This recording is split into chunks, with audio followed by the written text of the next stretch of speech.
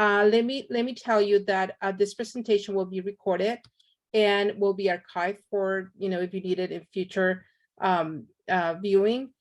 And also you need to select your language. Everybody should select English if you speak English, or Spanish if you speak Spanish. Go to the bottom of your screen when you see the globe and select your interpretation, the language that you needed, that you preferred. If you would like to make a comment, please use the chat or raise your hand, and questions and comments will be responded promptly. And if you need to speak during that discussion, please find the unmute microphone, because everybody's supposed to be unmuted when the presenter is doing the presentation. And also at the end of the presentation, there will be an evaluation survey to provide information about this presentation. And also we're gonna post a poll so we can get information of future topics for future presentations. So thank you again for coming to our last but not least family training. So you can take that down, Julie. So let me introduce Patricia, and I'll see if I can pronounce her last name. Obrzut. Did I say it right, Patty?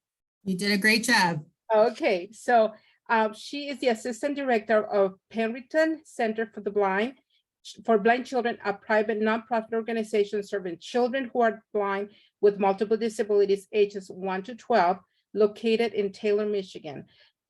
Penrickton Center offers residential, daycare, and consultative programs at no charge to families.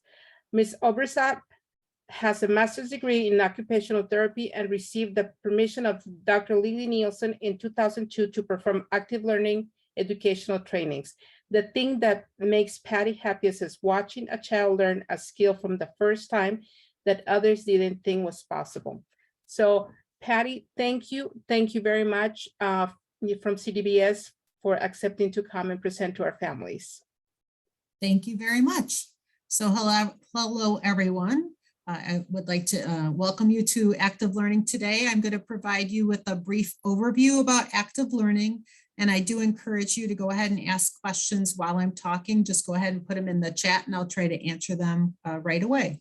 But again, a little bit about myself. I am an occupational therapist, and I've been working at Penrickton Center for Blind Children for over 35 years, and working with children with visual impairments, legally blind, children with cerebral palsy, epilepsy, autism, hearing impairments, so a wide variety of special needs. So today I'd like to give you a little window into active learning and how we've seen our children blossom using that technique here at Penrickton Center.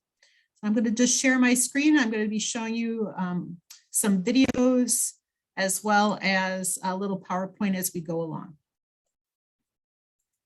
So first thing I'd like to talk a little bit about is what is active learning. So active learning is an approach that was developed by Dr. Lily Nielsen about 45 years ago. And she is from Denmark, and she worked with children who are visually impaired with multiple disabilities. And really active learning is about setting up the environment so that children can learn from their own activity. So how does that take place? Well, think about learning. Any child who's learning, it's a delicate balance for learning to take place. Most people learn best from their own activity, being active themselves. And so with any child with special needs, I'm going to be showing and talking a lot about having children, if you're in a wheelchair, or if you have autism, or if you're hearing impaired and have visual impairments, how do we change that environment so that the kids can be active within that environment? Also, to learn, you have to have activities and tasks that are developmentally appropriate and really inspire someone with a multiple special need to want to engage in that environment. So we're going to talk, and I'm going to show you a lot of videos about how to do that. And then lastly, to learn, you really need guidance from your peers and adults, and it needs to be supportive.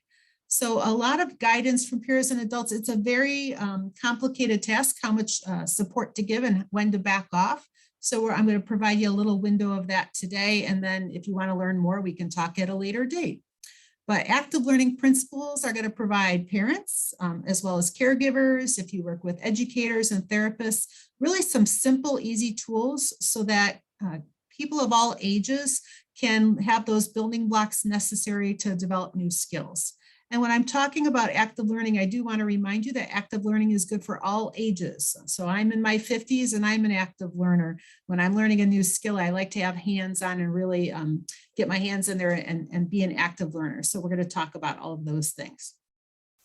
So there's some key steps to active learning, and there's 5 key ones that we're going to start out with right now. And the first one is you've got to have some active participation to be an active learner. So what does that mean?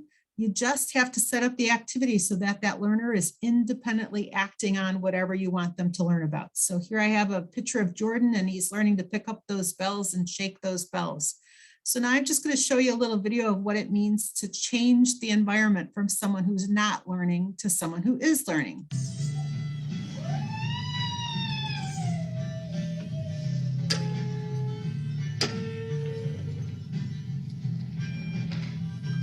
So if I just pause the video for a minute, this is Rylan, and he's in our playroom here, and somebody's got him in a swing, and he's all wrapped up in a blanket. And you'll notice I got another little one taking a nap next door. So in this environment, what are my expectations for Rylan? Well, really my expectation is that he goes to sleep because the environment is kind of set up for him to fall asleep. And I really don't need an environment that teaches the kids to sleep more unless it's nighttime. So how can I change this simple environment and make it one where the kids are actively learning from the environment? So let's just go ahead and play that video a little bit longer.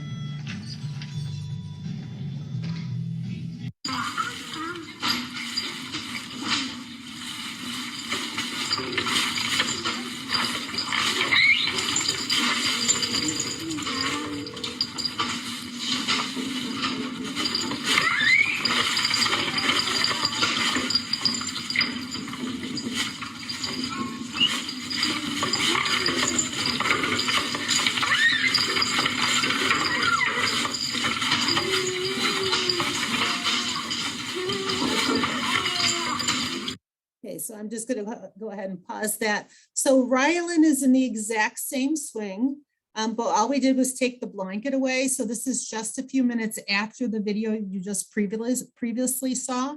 All I did was take the blanket away. Underneath his head is called a space blanket that crinkles when you move. By his left hand is a little springboard. So when he moves his hand, he's going to activate the springs. And then I hung those beads above his feet using some discovery links. And then we have another little elastic board by the right hand. And in doing that, all of a sudden I created an environment where if he kicks his feet, those beads make noise. If he moves his head, he gets that crinkle response, and that encourages him to move.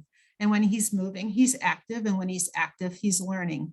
So if I can change those environments, I'm going to keep a child, if you're working with someone, or if you have a child with cerebral palsy, or doesn't know how to roll over yet, or doesn't have the ability to move their head from side to side, I'm creating an environment where the children are learning those skills. So that's a simple way of changing the environment to be an active one. So let me go to my next slide. And this is RJ.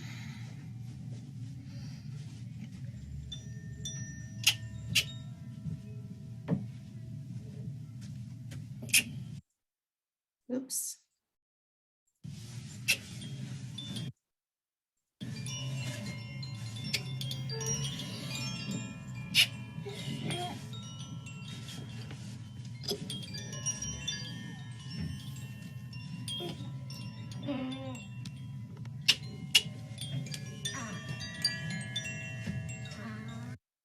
So in this video, RJ is a child who has cerebral palsy, as well as he's legally blind.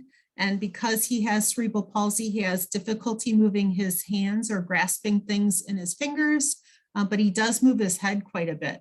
So we've adapted, this is actually in music therapy, and we've adapted to hang things from the ceilings. And those are 2 shanty chimes. And so when we hang them in the right spot, he learns to move his head side to side. And then if we also hang them by his hands, all of a sudden the hands start coming into the picture and his hands start moving. What's fun about this video is it was taken a couple of years ago, and now if I were to show you a picture of RJ, he now knows how to use his 2 fingers to pick something up with his fingers, even though that cerebral palsy really makes it hard for him to move his arms still. So whenever we're setting up the environment for RJ, we're always hanging things over him. We also put things by his feet so that his body is learning to move and his body is causing the activity to happen instead of people doing things to him. So that's how we create an active environment for RJ. So I just put a couple slides on here about different mobiles that we make for children who have difficulty with understanding that their movements make something happen. So on the left-hand side, that's a Fisher-Price mobile that they actually don't make anymore, but sometimes you find them at garage sales. But if you'll notice, we cut off the toys that normally come on one of those mobiles that you buy for babies, and we hung beads and plates. And when the children kick their legs or move their hands, the beads will hit the plates and it makes noise, and that usually encourages the kids to make noise. The one in the middle is a PVC mobile that we make ourselves. And the plans to make that you can find at activelearningspace.org. It ends up costing about $80 to make it by the time you buy the supplies. But we make them any size. So when we have children that are older, age 12, maybe they're learning to sit up and they need toys in front of them. So we'll make those different mobiles, and then we use discovery links so we can hang different toys on the mobiles and change the objects out so that the kids are always active. And on the right-hand side, we have a tabletop mobile that we use for children who sit in wheelchairs. And the toys actually hang from the ceiling of the mobile. And if you'll notice, there's no sides on the side of the mobile so that the kids can put their hands right inside and get to those objects, and then they can play with them. So these are 3 different types of mobiles that we use with the kids here to get them more active. So the second key part of active learning is that you have to be able to allow for a child to repeat their activity. So once you have a child who knows how to move their arms, move their legs, move their head, they have to come in contact with things. And when they come in contact with things, they should be able to repeat whatever they're doing. And that repetition has to happen over time. So it could be that a child repeats the same activity every couple seconds, every couple minutes, every couple hours, sometimes from day to day, from week to week. And for some of our children, they may take months or years of doing the same activity before they really understand what they're doing and can move on to a higher skill level. So here we have Madison, who's in a little room, and she's working on learning to grasp and find out that there are materials in her environment to hold on to. But let's watch a couple of videos of kids that are repeating.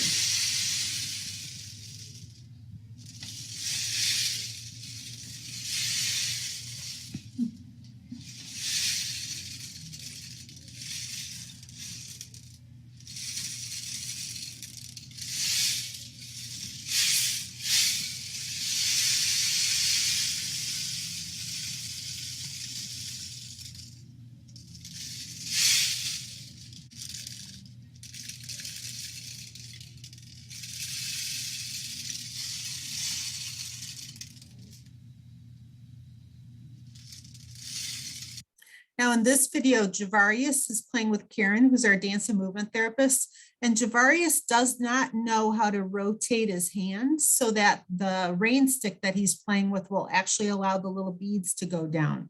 And so if you watch Karen, she's turning it just part way, and then he takes it from her and grabs it and the little beads go down. And so through playing with the rain sticks from day to day, he's starting to figure out that he needs to rotate that wrist in order to be able to spin the rain stick and have it work. The other thing that he's doing, if you'll notice in his left hand, he's carrying these beads. And at the time that we recorded, Javarius always wanted to hold beads in his hand, and he wasn't really willing to play with anything else but beads. And so we had to find things that were very similar to the beads, and he liked little beads going through those rain sticks. And so he would hold on to what he liked with the one hand, but you'll notice he's very interested in the rain stick with the other hand. And so we don't make him take the beads out of his hand.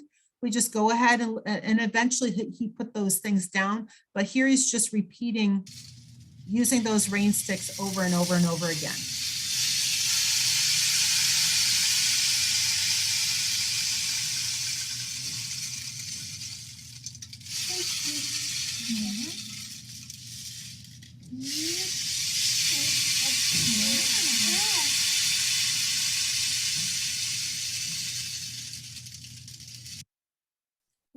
So that's one idea of repetition. And then here's another. This is Jack.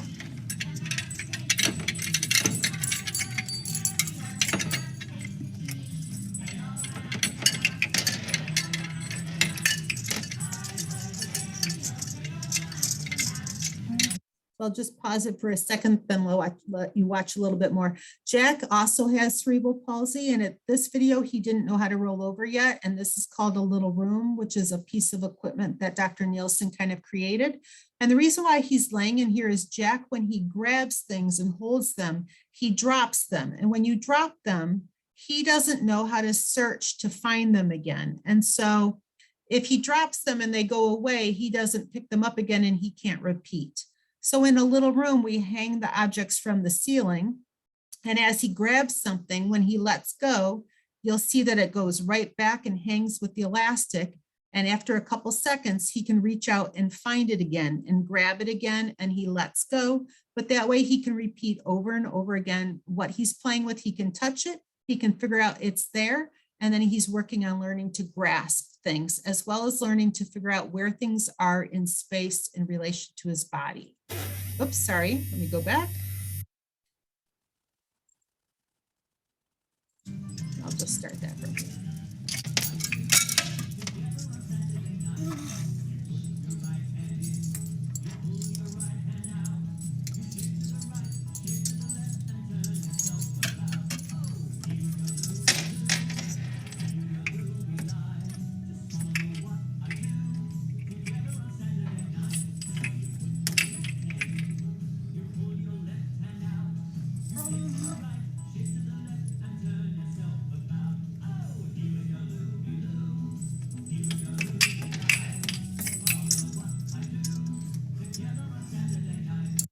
And I like to show you how he was playing for a minute and then he stopped for a minute. And it's almost like his brain is thinking, hey, what did I just do there? And then he reaches out and touches the exact same toys again. So it's like his brain is going, hey, I kind of like that. Let me repeat that and do it again. And over time, what he's going to learn is there are things made of metal, there are things made of plastic and wood. And if I move them this way, they make this sound, or if I move them this way, they crinkle, or if I bring them to my mouth, they taste this way. And so Jack in this environment is learning, and he's learning without the help of an adult. And so he can learn that I can play independently and I don't need to have an adult or another child there helping me. I can do it myself. And so active learning is it's very important that we have environments where the kids can play independently. And there's also importance that they learn how to play with an adult the right way, and also to play with other children.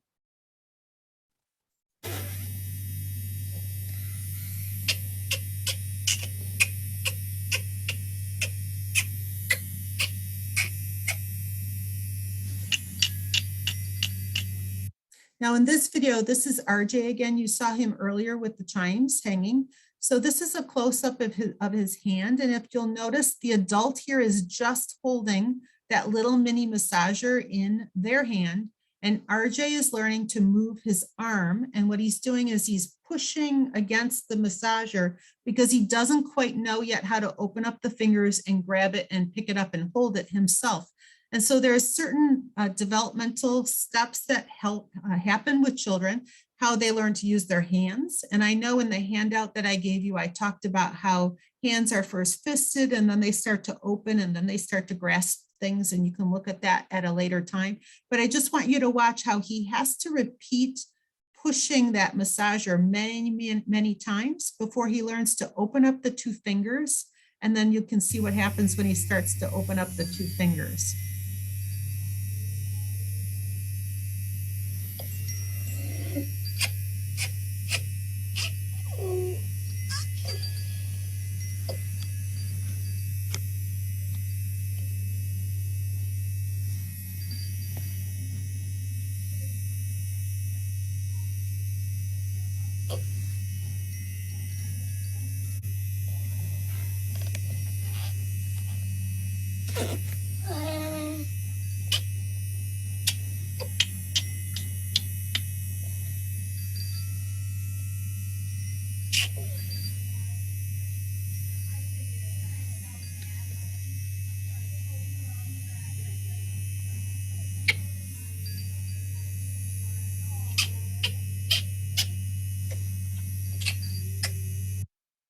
So in that video, I like you to see how many times he has to repeat touching it before he can just open the fingers up and get them around once.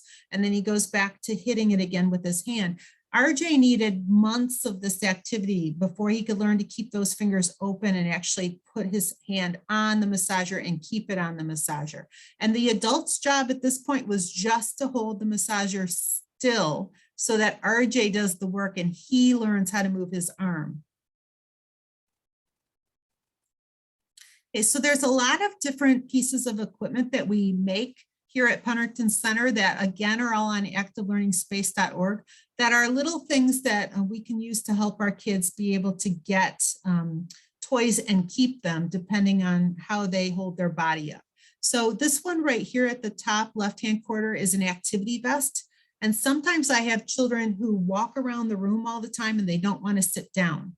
And so we have two pieces of equipment we'll use for those children. We have vests and we have these little activity belts. And so we take belts that have grommets in them, or we put grommets in them ourselves. And then we hang toys from the belt, and then the children will wear the belt. And as they walk around the room, those toys are always available. And if they drop them, the toy is always at their waist and they can find them again. So if you have any children who have autism, who sometimes don't want to sit down, this is a great way to introduce toys to them without saying they don't have to play with them. They're just wearing them. And then eventually the kids start to actually interact with those objects. The vest we'll use for children who have autism as well as children with cerebral palsy. And by wearing the vest, it's got Velcro on it. And now I can take objects that have Velcro and I can actually stick the Velcro to their vest. And that way, if they're sitting in their wheelchair, the objects are right where their hands sometimes are and they can start playing with the toys. We actually use activity vests and belts quite a bit on the bus when kids are going to and from school, because we find bus rides are really boring and they last a long time. So if the kids have things to interact and play with, their behavior, they act quite nicely on the bus because they're playing with toys instead of picking on the kid who's sitting next to them. So they're very handy for car rides, for airplane rides, that kind of thing. Then up at the top here, we have magnetic boards. So you can use a cookie sheet at home, and things that are magnetic are great for kids to learn to take things apart and put things together in a very easy way. On the left-hand side, we use polypropylene pegboard, and we'll tie toys to the pegboard and we can bolt it to a wall. We can use it on a wheelchair tray. We can put it on the back seat of a car. And it's really for kids who grab toys and then throw them and they don't know how to get up and find those toys again. So by having it attached to the pegboard, when the children throw, the object comes right back to them. So we have a couple little kids here who don't like to sleep at night, and they stay in their beds, but they kind of wake up in the middle of the night, and we put little position boards right next to their mattress on the bed. So when they wake up in the middle of the night, they just reach over and they start playing with the toys. And then after a few minutes, they get a little tired and they roll right back to sleep, and nobody had to get up and check on them. The kids just take care of themselves in the middle of the night. And then this last one over here is a elastic board. And when the kids rake those little fingers and grab that elastic and pull and it snaps, it's a way to get kids using those fingers and opening up their fingers and hearing the sound and the vibration that when they get their fingers caught on those elastic boards. So again, all of those instructions you can find on Active Learning if you were interested in any of that equipment. Okay. Just checking the chat to make sure there's no questions. Okay, so the next point about active learning I want you to remember is that activities need to reflect the current developmental level of the child or the learner. So you really learn new skills by taking the skills that people already have and just changing them a little teeny bit and making it a little bit harder. It's just like Goldilocks and the Three Bears. You know, it's got to be just right. If it's too easy for a child to perform, they're going to get bored and not want to do it. And if it's too hard, we've all been in that situation where you get a crossword puzzle that's just too hard and you work 2 words and you give up and you put it down. Or somebody gives you when you were in school, a math problem and you just get really frustrated. You have to have activities that are just slightly a little bit challenging where you're kind of like, oh, I know I can, get that activity done. If it's too difficult, they're not going to do it. So that means we have to know the skills that our kids have, and we also have to know what skills next in order to encourage them to learn. This is a video of Zane, and I'm just going to show you in this video, he starts out with an activity that actually is pretty boring, and then we're going to switch it. And so I want you to see what happens to him when we switch it.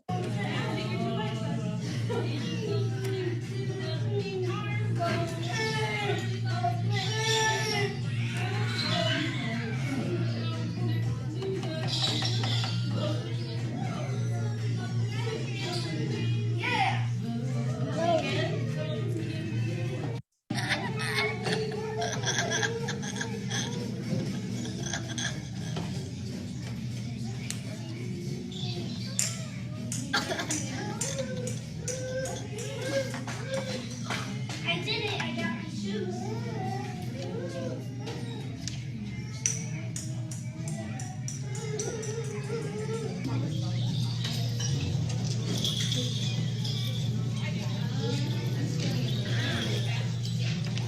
So if you see how we went from the very beginning, we had like 5 or 6 balls. Many of the balls were too big. What he was doing was just raking them and throwing them on the ground, but he didn't have the ability to pick up the balls. So now what we did was we put objects on either side of him so that it raises up these containers so that he can get the balls on the tray and he can put them into the containers, but he also can take them from the containers and bring them back up to the plate. And I have these right here are called stars. And when you push them together, they stick together. When you pull them apart, they come apart. And so for Zane, he's just learning to grasp. Things have to have holes in them so he can get a hold of them. So he actually can pick up these stars if he wants to. And if he ever uses 2 hands and pulls on them, they'll actually pull apart. And so we would be teaching him how to pull apart and then put things back together again. But right now, his skill level is that he knows how to bang and he knows how to grasp things. It is banging.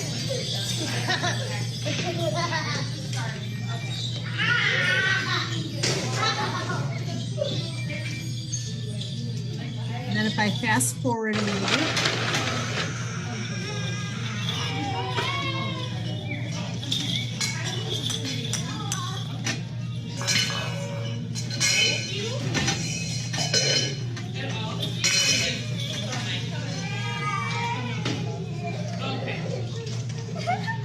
You got the ball with the left hand?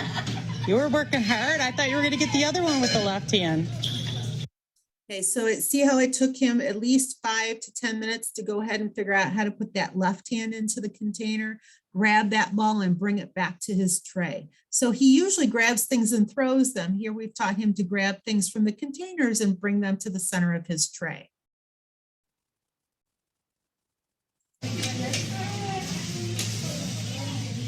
Now in this video, I want to talk about developmental. So this is Brian, and Brian likes to bang on things. And so in this video, someone gave him one of the tabletop mobiles that's full of spoons and toothbrushes. And really that mobile is for kids to learn to brush their teeth and bring a spoon to their mouth.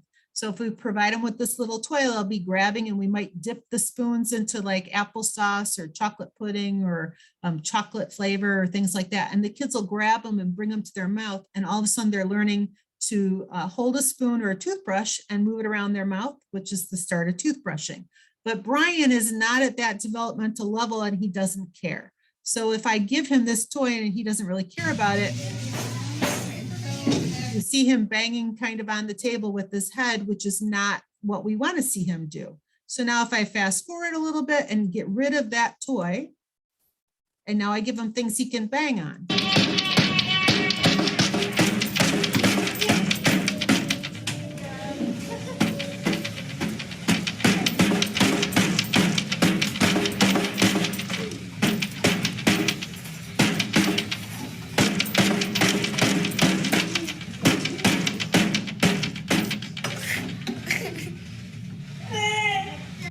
Okay, so if I take, he's at a developmental level of banging. So I gave him the banging drum and he instantly stops banging his head and he's banging on something that's appropriate.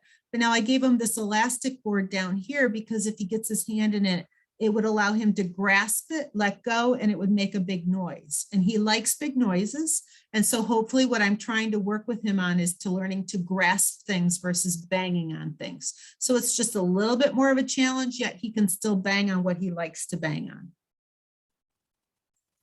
You do it. A. So in this video, this is Cindy, who's our activities director, and this is her niece, Adriana.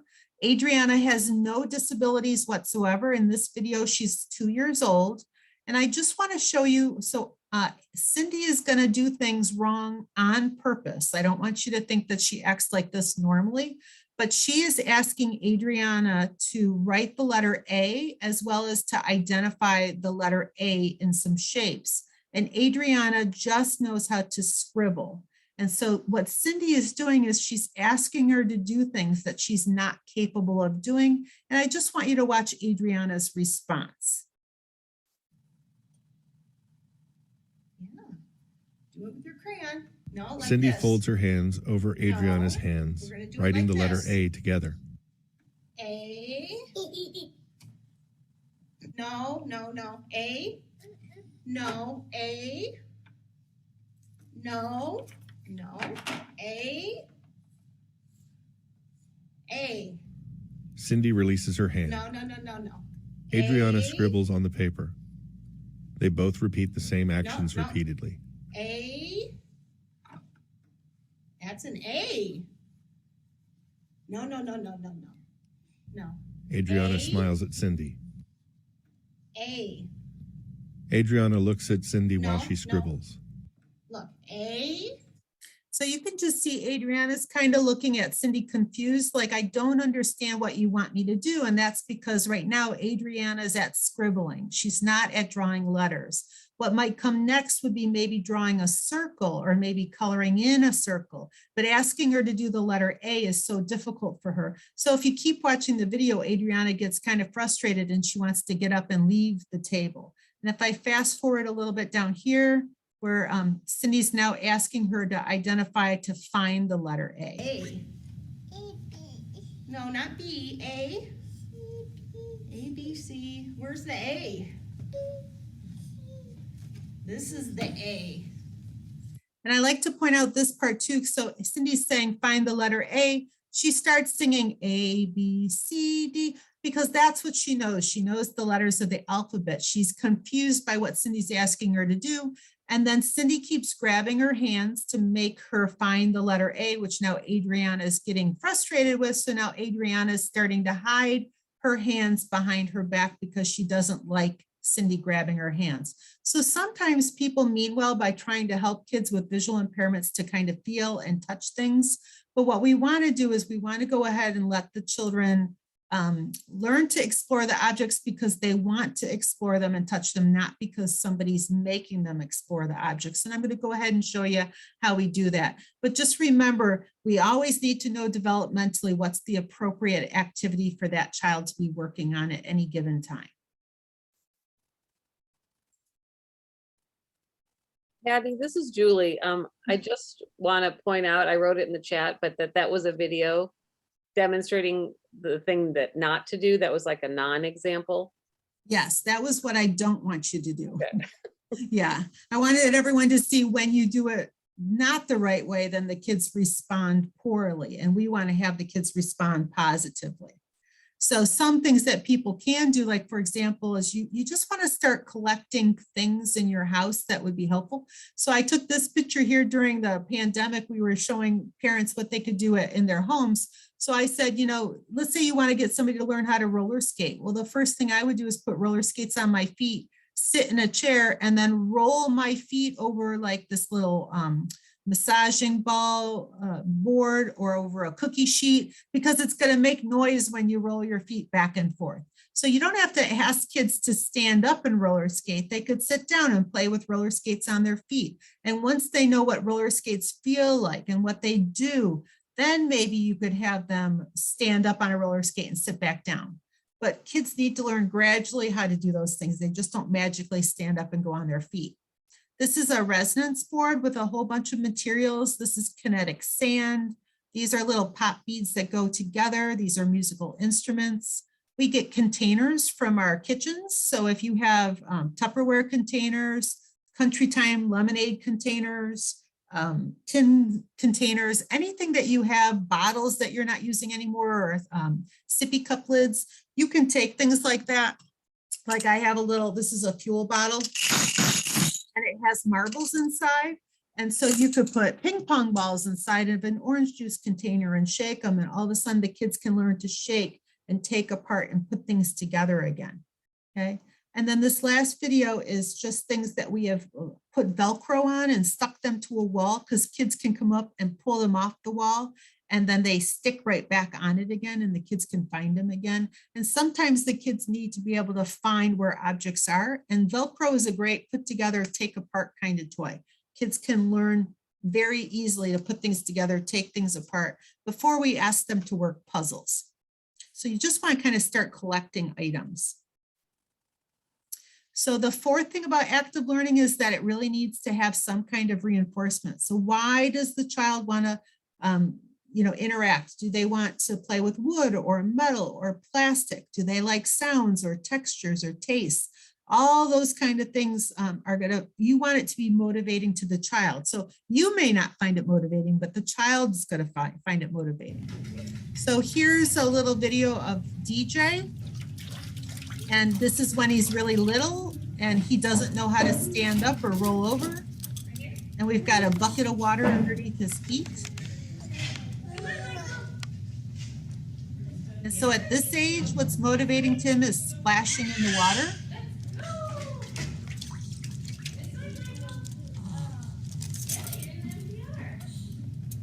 And I'm just going to point out, this is called a hops address. So we have a lot of children that are 12 years old who don't know how to stand up.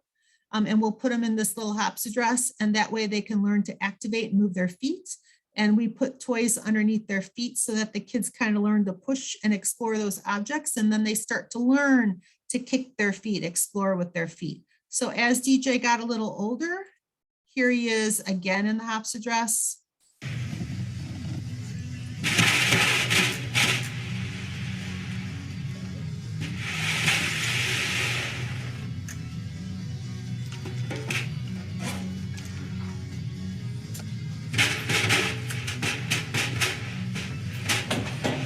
So that's a little tipping board we put underneath and an ocean drum. And as he kicks his feet, now the beads are rolling. And now you'll see he's moving himself. That track is about 10 feet long, and he's moving himself maybe 10 feet across. And then if I keep going, oops, sorry, a little bit further back. So now this is when he's even older.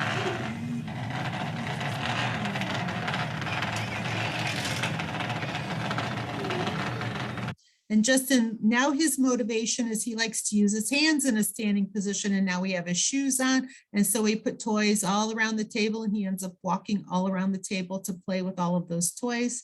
And then if I get to where he's even older, now he's kneeling and playing with toys in a kneeling position because he's learned to use those leg muscles. And so now he's learned and he's motivated to want to kneel and be upright as opposed to laying down. Sometimes children who are visually impaired sometimes like to lay down all the time, and then they'll play with toys laying down. And so by building things on walls and up on tables, I start to teach the kids that they want to explore up instead of staying down all the time. And then this is just Zane again, and I'll skim through here. But Zane likes to take these balls and roll them off the kinetic sand. And kinetic sand is a really fun toy that you can explore with, and the kids put their fingers in it, but it also helps to steady objects. And so here, if I go a little bit further in the video. Yeah, I think so. So Karen is putting napkin rings.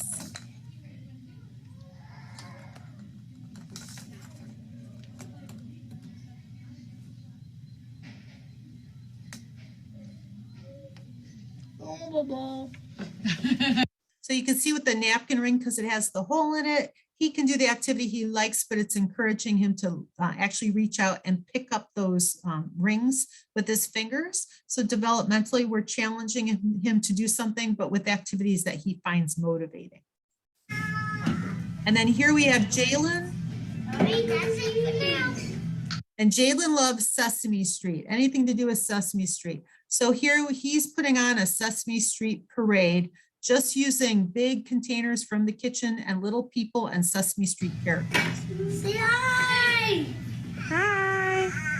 Hi. Welcome to Sesame Place.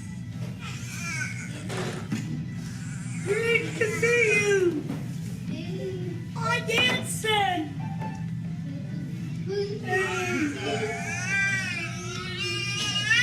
Hey, Mama. So with Jalen, he loves Sesame Street so much that sometimes, like at school, they wanted him to be learning how to write his name. And sometimes he would get bored and he wouldn't want to attend. And we said, well, instead of just having him write his name, have him write the names of the Sesame Street characters, because that's something that he enjoys. And so when you use something that the child finds motivating, you can teach them different skills. For example, with Jalen, he loved also Chuck E. Cheese. And sometimes I travel doing some active learning lectures. And so whenever I go somewhere, if I see a Chuck E. Cheese, I would stop in and I would take pictures of the Chuck E. Cheese place, because different Chuck E. Cheeses have different characters that used to animate and move. And Jalen started learning geography because he would learn that certain Chuck E. Cheeses in Atlanta, Georgia had this type of stage. And we would take a big map and he would start finding the different places around the country and where Chuck E. Cheeses were located. And he would learn the states and their capitals and their cities, because we were learning through Chuck E. Cheese. Okay, so find what motivates the kids and you can teach them actively to learn different concepts like states and cities through Chuck E. Cheese. Patty, Julie, Yes. you do have a question. Okay. But I also love that geography lesson that you just put in there about Chuck E. Cheese.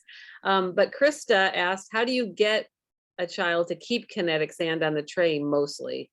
Because my kid just throws it along with toys or by itself. So yeah, I would say, I'm going to stop sharing for a second just so I can be bigger.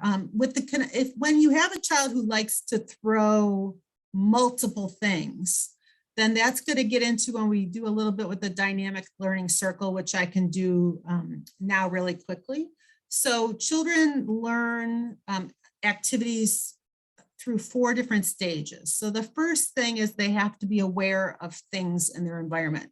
So let's say I'm a child and I have a visual impairment and I can't see this whisk and someone puts it in front of me and I'm sitting in a wheelchair, or if I'm not in a wheelchair, I'm just sitting and someone puts the objects around me, but I'm not aware that those objects are there.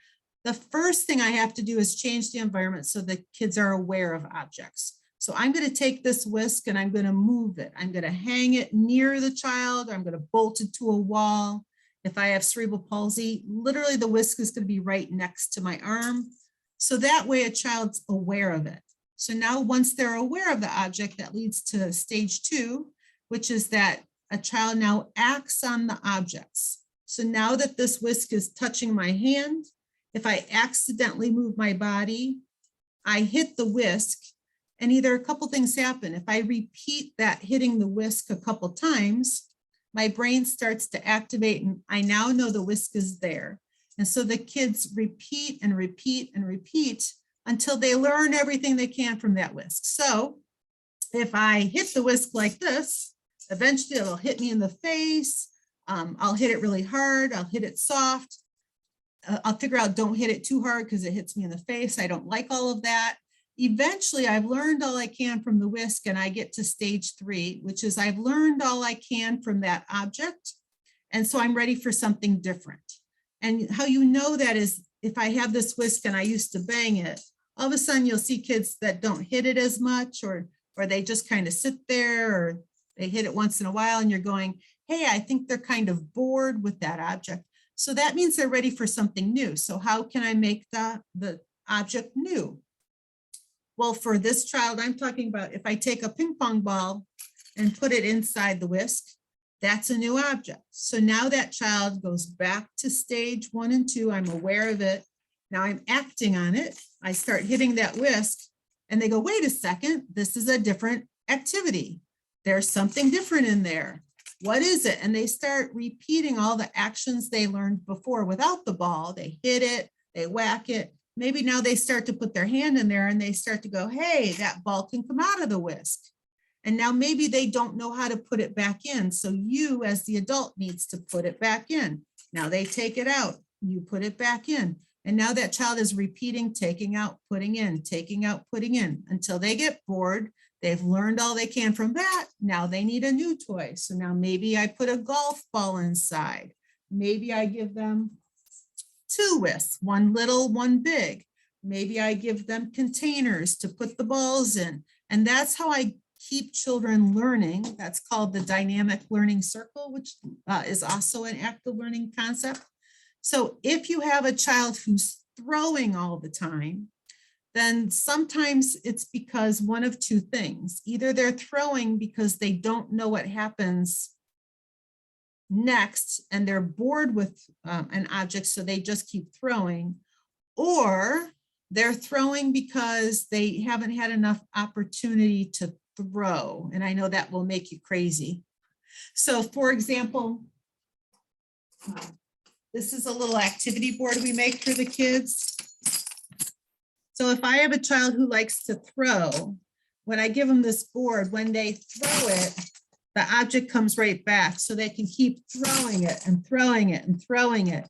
And what happens is they keep repeating the throwing motion until that gets boring because they've learned all they can from throwing. So hopefully if I've designed the board good enough, then eventually they stop, and before they throw it, they start to go, well, what else does it do? Now it stretches and comes apart, and then I'm going to throw it.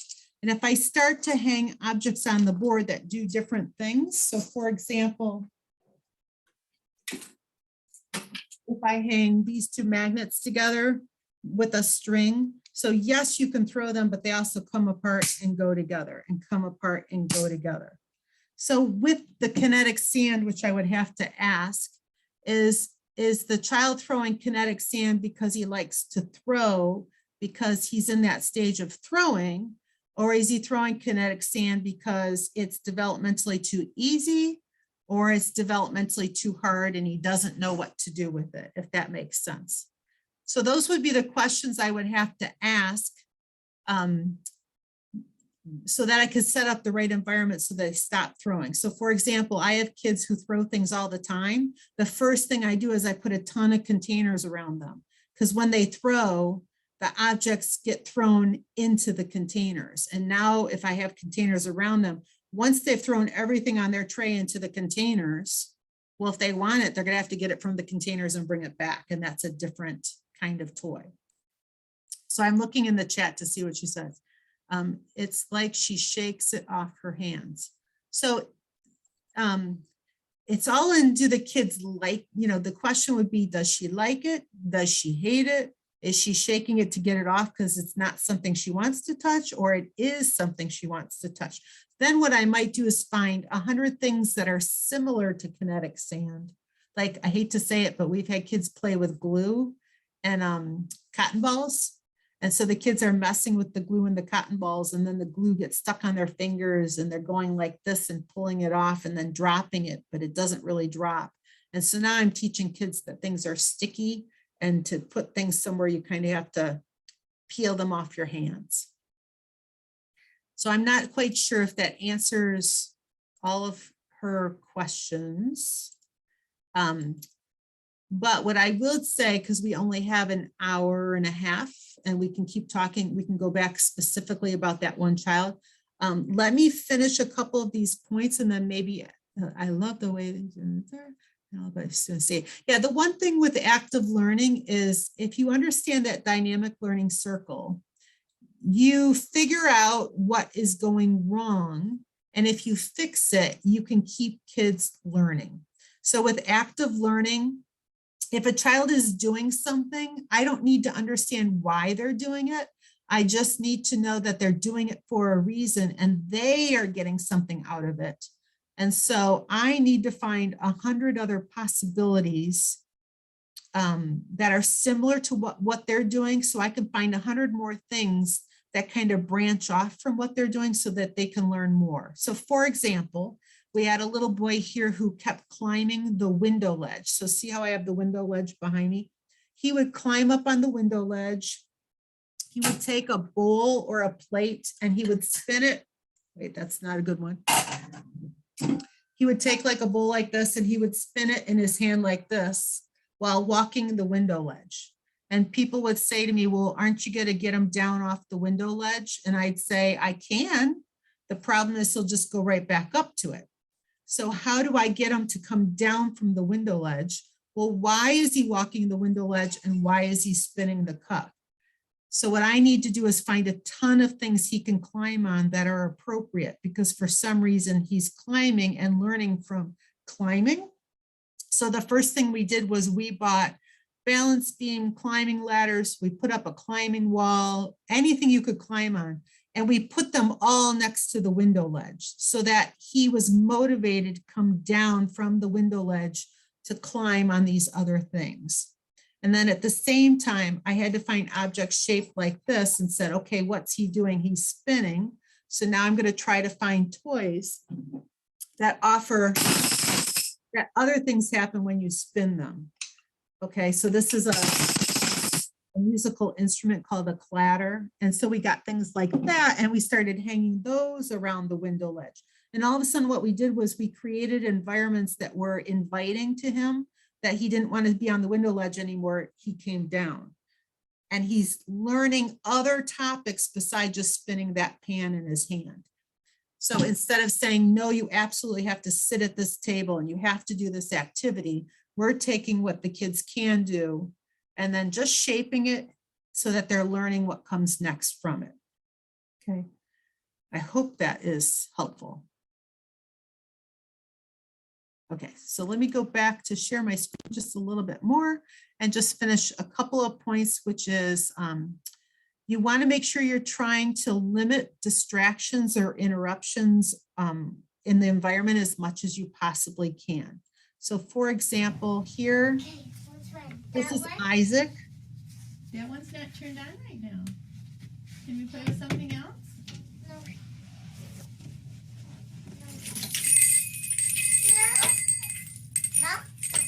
So in this video, the distraction is that chair in the background. That chair vibrates and Isaac wants to go to the chair. And so you can't remove all distractions from your home. Sometimes you have the TV or the iPad that the kids always want, but you can learn how to encourage the kids to focus on something else. So you'll see that Karen doesn't tell him, no, come over here. What she does is she just starts introducing different objects until she finds one he's interested in, and that brings him over to participate with her. Mom?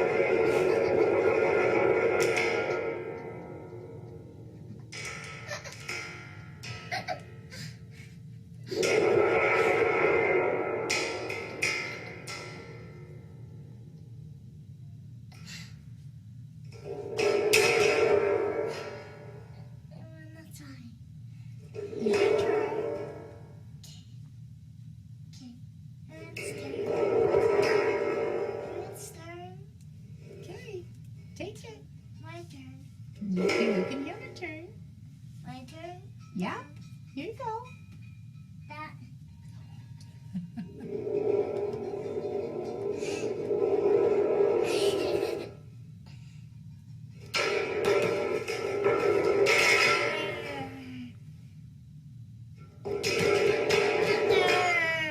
His turn, Aaron.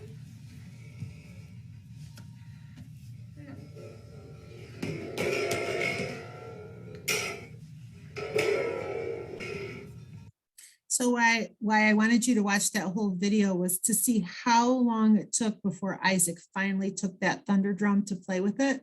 And what Karen was so good at was she allowed Isaac that time to process, to make that decision himself, to come over and engage with the activity.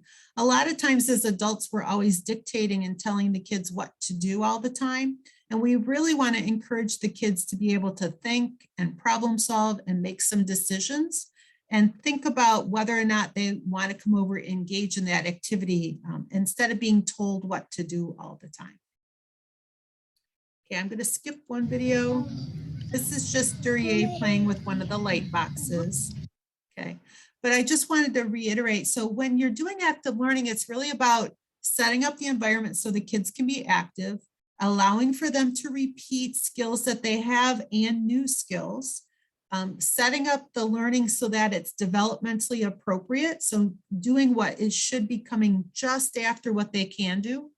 You're working with things that the kids find reinforcing, and you're trying to limit your distractions as much as possible. So let me just talk about distractions.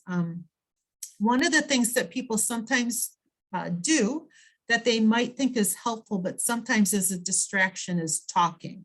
So think about this. If I have this cup and I'm learning to feel it and figure out there's a hole in it and how to hold it. So as I'm moving and exploring this cup, if someone's in my ear going, Patty, that's a cup, it's a metal cup.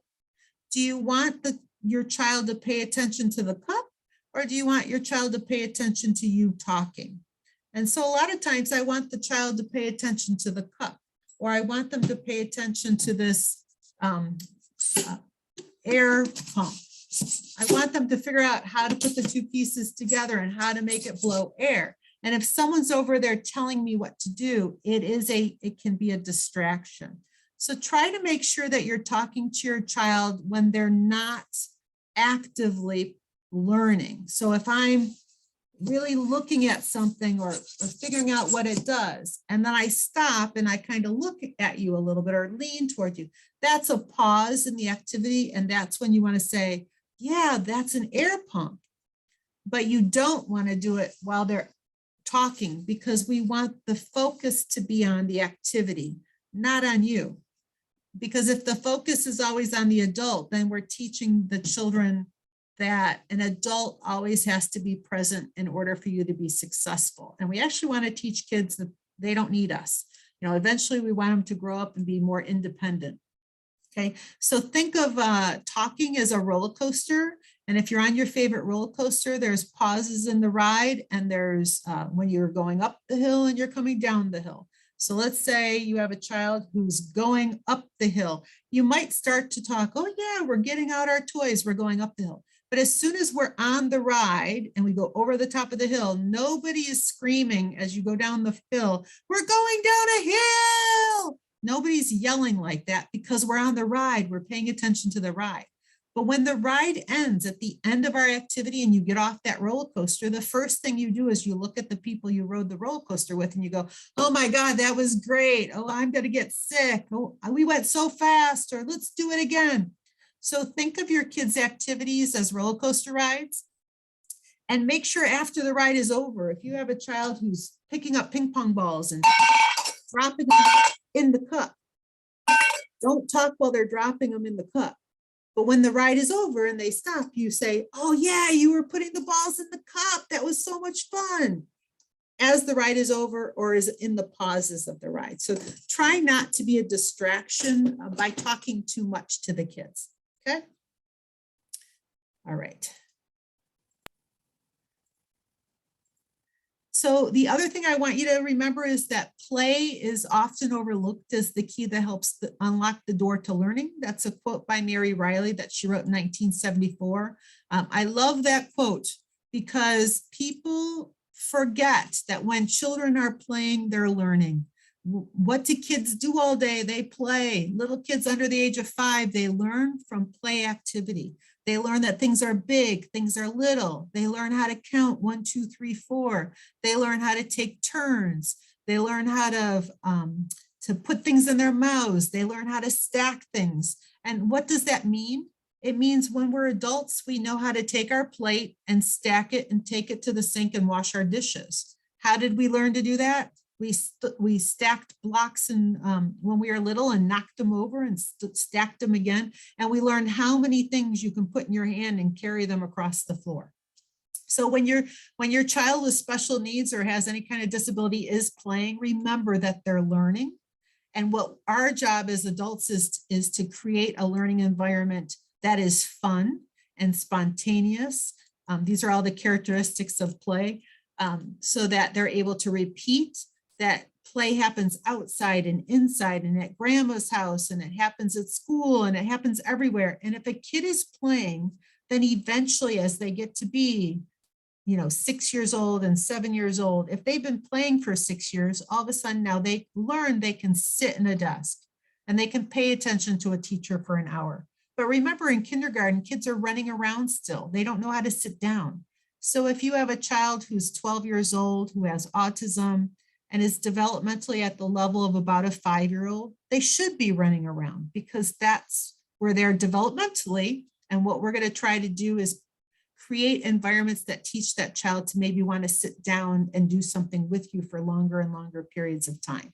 So remember, play is an important part of development and that kids should learn how to play independently. And then think about the characteristics of the objects that you're introducing to the kids. You want to use all the senses.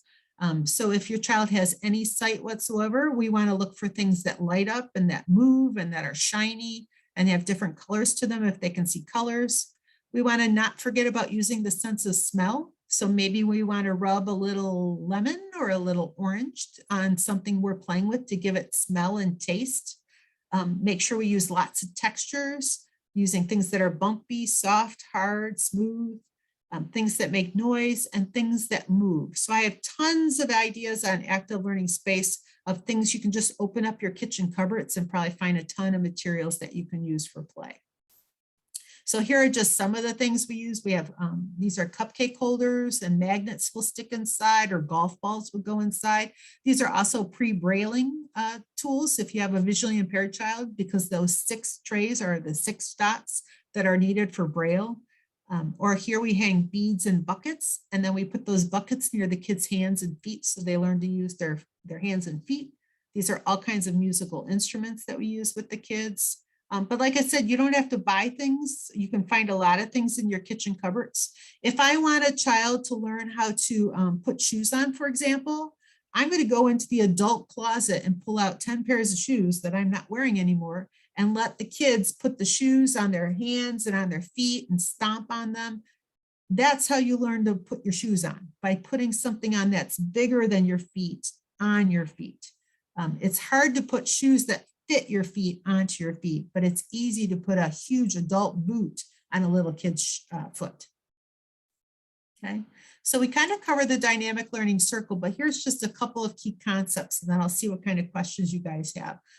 The first kind of rule of thumb is we want to try to avoid manipulating the kid's body or doing what we call hand over hand. You might hear that from some people quite often. So remember, I'm going to stop sharing just so you can see me. If I take your hand and move your hand to pick something up, for example, so here this is laying on the ground. If I take your hand and move your hand to pick up the object, kids typically are paying attention to the adult's movement of their body. What we would rather do is have the child pay attention to moving their body. So we're going to move the object and bring the object to the child, not the child to the object. So remember to avoid hand over hand as much as you can and bring objects to the child. So if I want a child to open up and grasp something, if they can open up on their own, we're going to give them the time that they need to open up and grab it. I may go ahead and put it in their hand really quick and then let go. And now let that child learn to move the hand. Okay, so if I put something here for them to bang on, now they're learning to move their hand independently. What I'm not going to do is take the hand and shake it, because now they think somebody has to shake the hand in order for movement to happen. And we want them to learn to do that on their own. That's a key concept, as well as making sure that the kids have enough time to process. Let that little brain do the thinking. So we want kids to learn how to problem solve and figure things out. So don't be really quick to jump in and help them out. Let them, struggle just a teeny little bit. And if they look like they need a little help, say, do you need some help? And then if they do need help, you show them how to do it. So if I want to take the ball, put it in a cup, I drop the ball, put it in the cup and let them feel it and hear it. But I'm not going to take their hand and drop the ball in the cup with them. I want them to just feel what I'm doing. Okay. And then lastly, I know I need to make sure I have enough time for you guys to have questions. Let me just make sure that I covered all these little points. I think I already talked about build on what your child can do. Make sure you allow for freedom of movement in all positions. So if a child is in a wheelchair, make sure you give them time out of their chair to lay on their tummy, on their back, to sit up, to be standing if possible, but in all different positions, as much freedom of movement as possible. And then remember, the last thing I want you to pay attention to is that a child's emotional level, like how they feel, if they're stressed, or if they don't know what's going on and they're kind of scared, or if they don't know what you're asking them to do, if they're emotionally not happy or very trusting of the people around them, it will make them anxious and not really able to learn. Think about the last time you were super, super scared. Like, I'm sure these people in Florida right now having the hurricane, all they can think about is a hurricane. Their brain can't learn something else because they're thinking about how stressed they are. So the first thing we have to do is provide a trusting environment for the kids to want to learn from. And that means being able to trust that the adults are going to listen to what they're scared of, listen to what they like and don't like, and they're going to take the child's preferences into consideration when we're picking out the things that we're asking the kids to do. So that's a really, really quick summary of what active learning is. I encourage you to look up some more information on activelearningspace.org, or I'll put in the chat my email as well as Penrickton Center's website for you to gather more information. But I wanted to open it up to see if you guys had some other questions.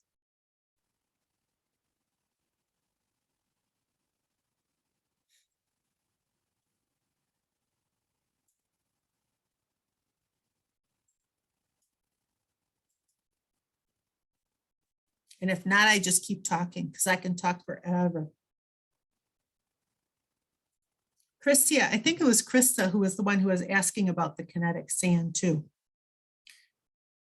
And there was one other comment that was made privately to me about, I felt badly, a parent, and I don't know if they want to get on and talk about it, but when she watched the bad example of the hand over hand, she realized that was something that happened to her son, not at home, but at school for a long, long time, just hand over hand, hand over hand, hand over hand. And so I don't know if you have any comments that you can share with families about how they can help, tell other people about the things you're saying. Yeah, the funnest part that I do when I'm trying to explain that to people is literally walk up to someone and grab them by the hand without asking them. And instantly you will pull away because you don't understand why people are grabbing you. And what happens to kids, especially visual impairments, people do that so much trying to be nice, like they think that they're showing the kids things. And instead what happens is the kids do think that normal behavior is being grabbed by people and shown things. And that really is not typical behavior. So the kids can do so much without being grabbed. Like, for example, excuse me, I have this little massager, and to turn it on, you have to twist it. And then it vibrates and makes, I don't know if you all can hear the sound, but it makes this sound. Now it's vibrating. And so when I'm working with kids and they don't know how to turn it on and off, I hold it in my hand and I twist my hand side like this. And I let the kids go ahead and feel what I'm doing, but I never grab their hand. And then as I do that over time, I let go of it, and usually the kids put their hands on it and they start making that twisting motion. It's the same thing you saw with the rain stick and Karen and Javarius. So Karen was handing him the stick and he would turn it like this, but he didn't know how to go like this. And so she would have to flip it over and she'd flip it part way and then he would take it and flip it the rest of the way. And then over time he learned it takes longer, but his brain is the brain that's processing all the information and figuring out how to turn the rain stick. When you grab somebody's hand, you're basically trying to take your brain and stick it inside a kid's brain. And it doesn't work that way. The kids have to process and figure it all out. So it takes longer, but it means so much more if they can do it themselves. So when you have somebody who's grabbing the kids' hands all the time, number one, recognizing that they think they're being helpful, but number two, saying there is another way to do it and let me show you. And if that doesn't work, I have grabbed somebody's hand and gone like this and they'll go, what are you doing? And I go, that's what you're doing to my child. So could you not do that so much? And usually that works. Thanks, Patty. Sure. And Brian is also letting us know that since we're done with the presentation, if we are, we can stop the recording if people feel more comfortable asking questions that way. So, but we'll wait first to make sure there's no questions. I saw, Krista, I thought you put your camera on. Do you have a question? I figured since no one else was asking, I would go ahead, and I keep going out of the camera.